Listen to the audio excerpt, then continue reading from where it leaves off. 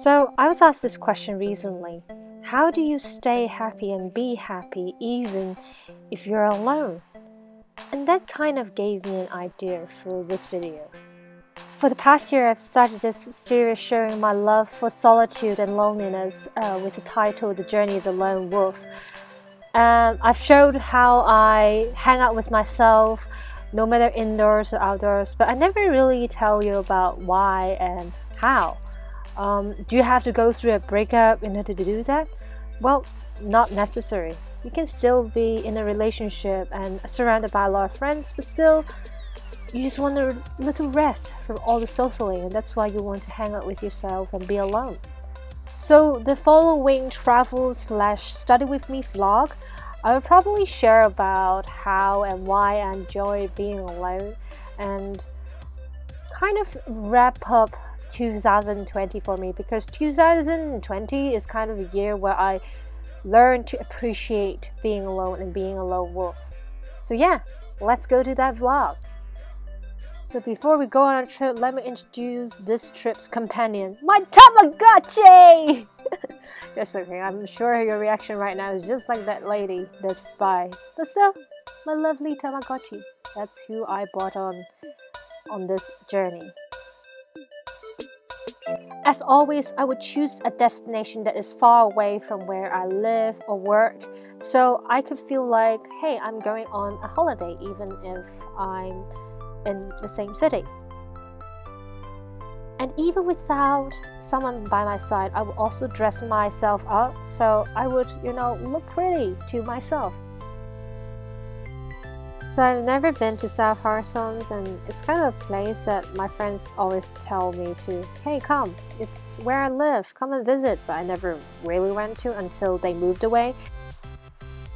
I think one of the best inventions of this world is definitely Google Maps. With that, I don't really have to rely on others in order to find my way. If I want to just be silent and be an introvert for one day, I can still do that and find my way to where I want to go.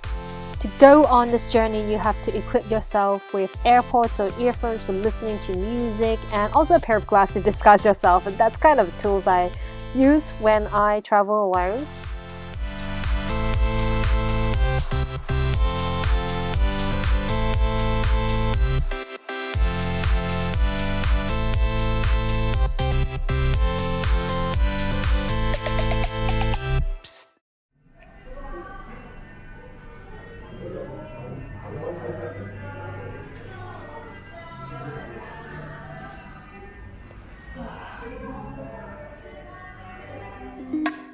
So in South Harson, there's this hidden cafe in a furniture store called Tree Cafe, and I only found out about it like a few days ago, but it was there for so many years and I never knew about it. They have really amazing view.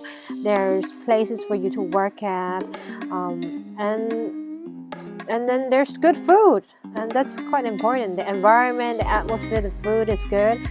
I always love to look for that one amazing spot where I can just hang out there for hours and just relax. And you may say, hey, perhaps you can do the same thing at home, but it's different. It's really different. You are at home, you might have your parents around you, have people you know around you, but here you're all alone, and still you have this beautiful view, beautiful food, and this new place for you to explore and be curious about. It's a change of environment. Even if you're doing the same thing, the feeling is so different, at least for me, I think.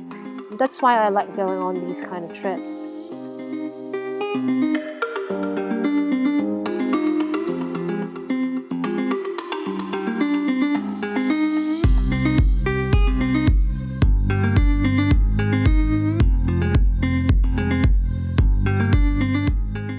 You know that kind of feeling where you have to choose something that you don't really want to eat because your friend is eating with you and she has this, diet and, all kinds of different instructions that leads to the point that perhaps I'm not going to order meal A or B, or dish C or D. But then when you're eating alone, you can basically order anything you want, and without the fear of making someone unhappy because you order some meal that is too fatty or too oily.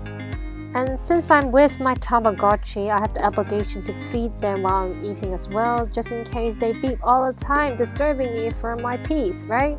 So yeah, here's me feeding it during the process of my lunch. So one of the genre of music that I often listen to while relaxing, reading, or working is definitely the lo-fi music. That kind of worked for me the best.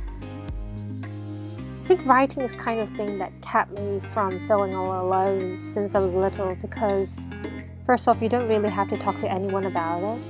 It's a way to express your emotions, it's a way to communicate with yourself, it's a way to communicate with fictional characters you've created, and I really enjoy doing it when I was alone. And what I love best about Tree Cafe is definitely their sockets. They have places for you to charge your laptop and stuff, and they have free Wi-Fi, so basically you can hang out there all day working like me right here, right now, and enjoy it so much.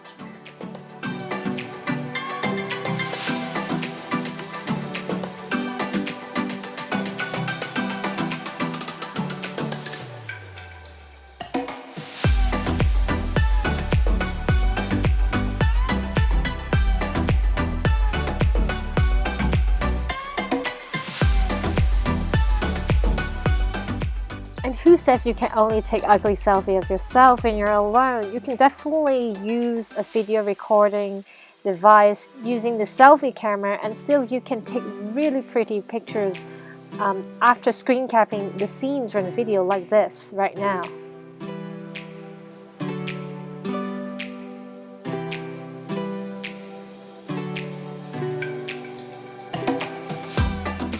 And I would never forget bringing a book whenever I go on these journeys, because these are the moments when I can truly be quiet and calm down and finish as many chapters as I could.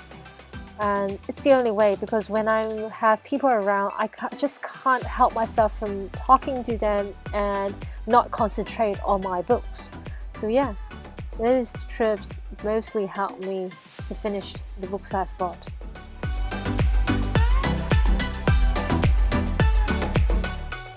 So I think I missed the day when I went to Taiwan on my own very first trip, my first solo trip. That was a really good experience for me, and it kind of started my obsession over traveling alone and trying to do awful selfies of myself on my own.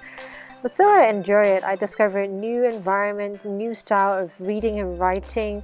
I discovered beautiful places of my birthplace, places that I never thought they exist, even when I have lived in the city for more than 20 years.